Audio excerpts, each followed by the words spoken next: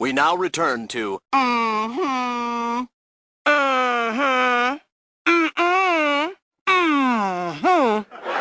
You said black women appear more aggressive, but it's because of our circumstance. But because y'all don't even take that into consideration, we just angry. So then we stay angry. Why are you dealing with a like that, son? Shade.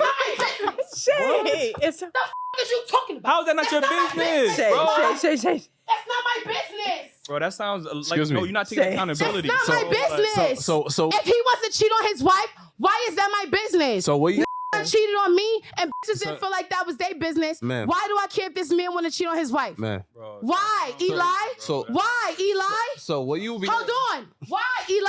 That sound- Why should I care if this man want to cheat on his wife? System malfunction.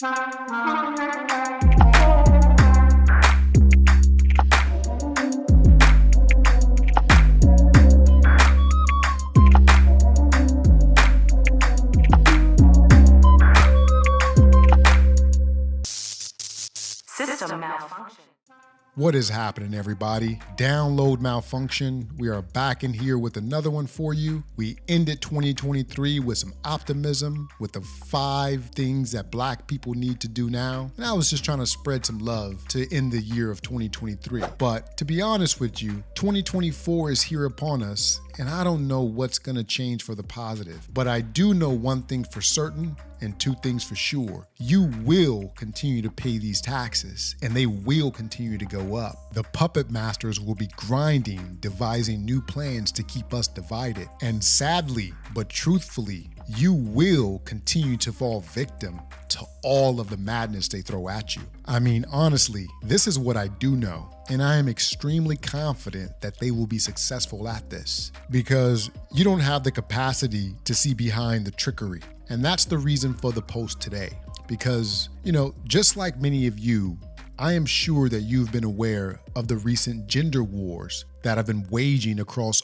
all of these social media platforms, where it seems like nobody could get along. It's like kids in a sandbox that just don't like each other. I would really argue that this battle started decades ago, probably sometime around the late 60s, early 70s, I would guess. Both men and women have been fiercely dug in, and each side has been launching grenades at each other, trying to kill off the opposition's rhetoric. The argument from the men's side is, why are women so masculine? Why are they so insufferable with horrible, nasty honey badger attitudes and Rottweiler-like behavior? Black families, the only ones being broken on these black. All while wearing bonnets and wig hats. And the women's contention is that men are weak, they're softies, feminine, broke dusties that don't know how to lead. They say that men are incapable of leveling up to their standards, and that they refuse to spend boatloads of money on them, all on the first date. Would you date a bus driver? Would you date If he owns the bus, if he owns No. it, if he owns the bus, no. too nice. You're never gonna, So women that are too nice tend to have more issues in their relationship. Women who are mean, not mean, but strict, or knows what she wants and not afraid to say it, have less problems in their relationship. I have spent countless days, with buckets of popcorn, enjoying every bit of this gender war. Now, it's not like I'm some masochist, but I think there is a lot of truth in understanding. But from my vantage point, it helps me address a lot of the trauma that I've seen in my own life with my own family and my own community. So it helps me with a different understanding, just gives me a different way of looking at things or understanding things. So truly, from my vantage point, I've been fully tuned into this. I've inserted myself in many of these comment battles. And my perspective is this. This is much more than just a simple disagreement about who should be doing what and how they should be going about doing that. Okay, since some of y'all need the confirmation from mental health professionals, if you want to be a hoe. If you want to be a slut, be a slut. If you want to go thought it out in the streets, bye, bitch, be in the streets. A couple days ago, Psychology Today released this article about the rise of lonely single men. Please, with all your spirit gusto, go click back on that video. I've been telling y'all motherfuckers are going to be single for the rest of your life if you do not increase your emotional communication skills, emotional intelligence, or any of these things. The Psychology Today article that my good sis is referencing is nothing but proof that these podcast alpha male bullshit father issue having ass motherfuckers is forcing y'all to a lifetime of singleness.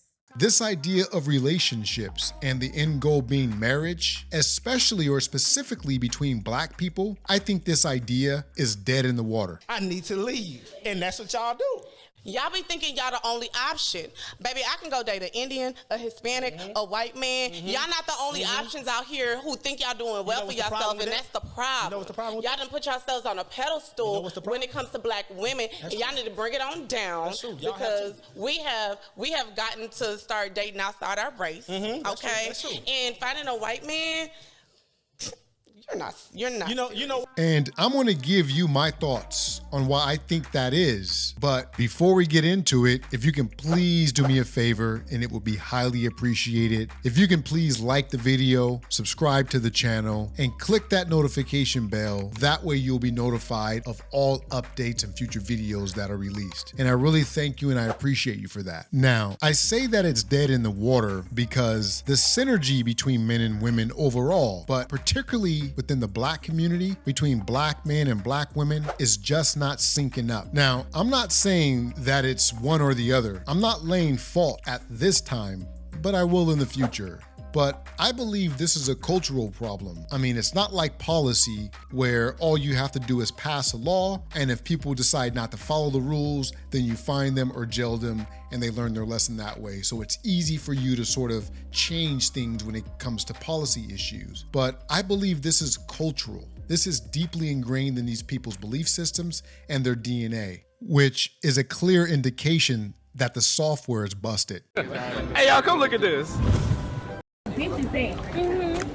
I'm trying to get my coochie stretch. I'm trying to get my coochie stretch and eat a nigga ass. Eat a nigga ass. We be eating niggas ass today in London. Period, baby. I'm trying to get this coochie stretch. Okay. There's been a massive download malfunction that, again, I believe started somewhere in the late 1960s, where the rhetoric that women don't need no man in their lives has only added to the defragmentation of these relationships or these unions.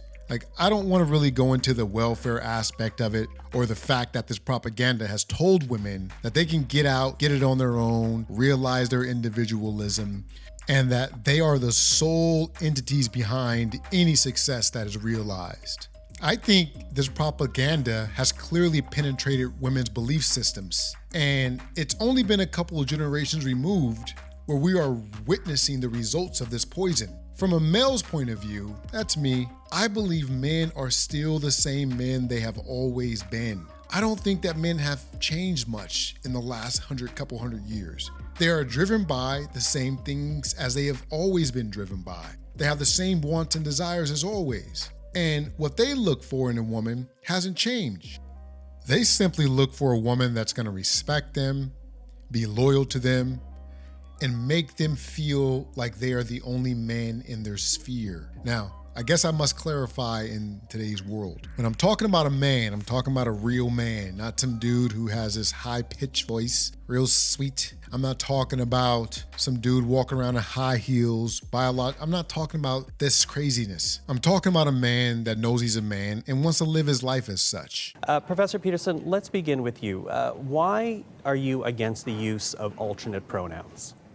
I'm against the use of legislation to determine what words that myself and other people are required to utter. But would you use alternate pronouns if a student asked you to?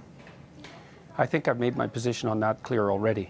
Well, perhaps not to our audience at home who are just being introduced to this. Would you use alternate pronouns? Simply put. But in my opinion, once again, from a male's perspective, I think where the issue has taken place is with the women. The women are a different story. The download for them has caused deeper system issues that will eventually trickle down into their offspring and find its way into future generations. And I feel like people when they look at marriage, that success equals longevity. But no, at the end of the day, it's, are they happy? Are they thriving? Are they growing? And I feel like that is what is most important. It's not about staying in something because however long you are in that situation, that equals success. It's about really, again, are you happy? Women's expectations has risen to a level that is absolutely unattainable by any normal man. What these women today are asking for, or should I say demanding today, can almost never be satisfied. Wait, can I ask you a question? What is the problem with I don't need you to function in my life? Wait, so niggas will flirt with you at the grocery store, but not offer to pay for your groceries? Get the fuck out of my face! I beg your fucking pardon? What the fuck you think this is? I'm over here shopping for things, and you're flirting with me while I'm shopping for things, but not offering to pay for the things that I'm shopping for while you're trying to flirt with me. Are you stupid? I am speaking from what I have seen in dealing with people for almost 5 decades. I mean, I'm not going to say it because I've learned that as a black man speaking to black women on these issues, these conversations always hit a brick wall, and they usually morph into these women berating me and telling me I don't know what the hell I'm talking about, and I'm jack shit, and my mama ain't shit. And then it morphs into whether or not I'm homosexual, or I hate black women, or I have a disdain for women. You know how it is. It's the same story with these people. So rather than me telling you what I have said to women in some of these most heated debates, let's just hear what women have to say about their own gender. Most of the black conservative men I watch on television or I watch on YouTube are all married to white women. White women, yeah.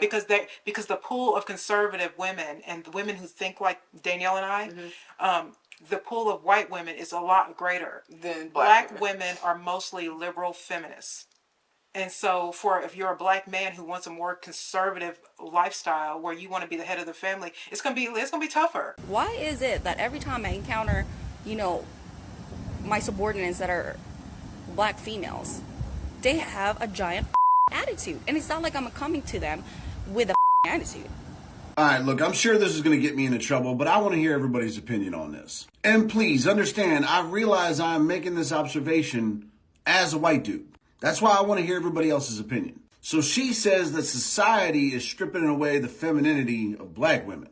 However, throughout my life, I've met very few feminine black women. Like, seriously, when I think about all the women I've encountered in my life, and I think specifically about the black ones, I can honestly say that there's only been 1 or 2 instances where they've been feminine. The vast majority of black women I've encountered have been brusque and aggressive. And even though a ton of them have been absolutely fucking gorgeous, they were significantly more masculine than they were feminine. In the way they acted, not the way they looked. So my question is, do you think it's society doing it? Or is it just the behaviors of black women? Black women.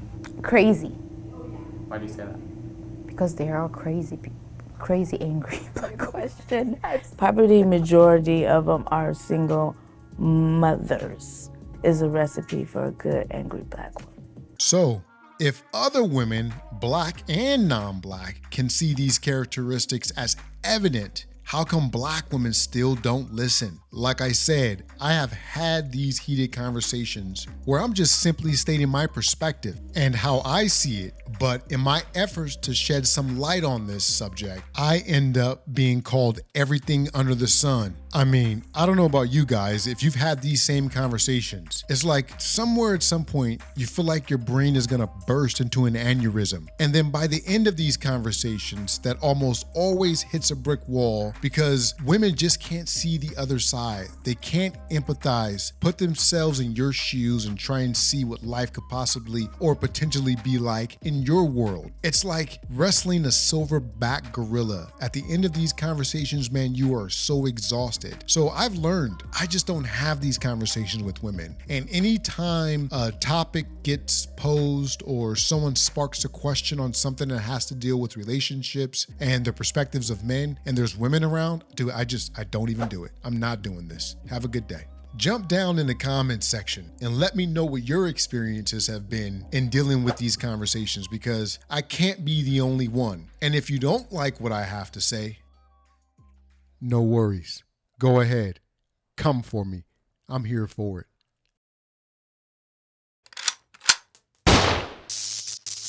System malfunction.